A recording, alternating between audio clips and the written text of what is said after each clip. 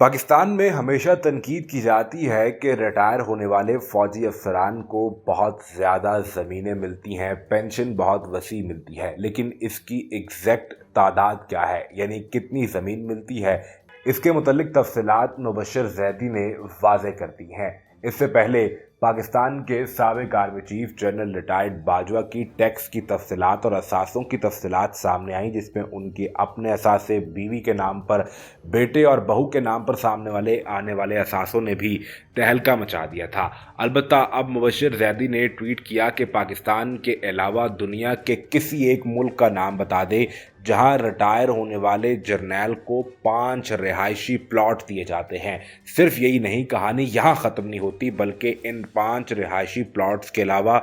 2 flat भी दिए जाते हैं और रहने के लिए यानी जर्नैल की ज़ाती रिहाइश के लिए एक विला भी दिया जाता है। इसके अलावा कमर्शियल प्लॉट भी दिया जाता है। और फिर मुबश्शिर ज़ैदी ने एक और ट्वीट किया और कहा कि ये तो वो तमाम ज़मीन है जो कि शहरी इलाकों में दी जाती है। इसके अलावा सैकड़ों एकड़ ज़रई ज़मीन भी इनको दी जाती है। क्या करूं, आम पाकिस्तानी हूं, इनकी मोहब्बत में सब कुछ बताना भूल जाता हूं। याद रहे कि अभी पंजाब हुकूमत की जानिब से फ़ौज को 45,000 कनाल ज़मीन फराहम की गई है। ये तमाम ज़रई ज़मीन है जो इस वक्त फ़ौज को पंजाब हुकूमत की जानिब से फराहम की गई। इससे पहले भी इतनी ही ज़मीन फराहम की गई थी, लेकिन वो फ़ौज ने वापस कर दी थी और ये एतराज़ लगाया था कि हमें बंजर ज़मीन नहीं चाहिए, बल्कि ज़रई इलाकों में ज़मीन दी जाए। ये वो ज़मीन है जो रिटायर होने वाले जर्नैल को दी जाती है और इसी की बुनियाद पर जनरल रिटायर्ड बाजवा के असासों की तफसीलात जब सामने आई तो ये इंतहाई हैरान कुन थी,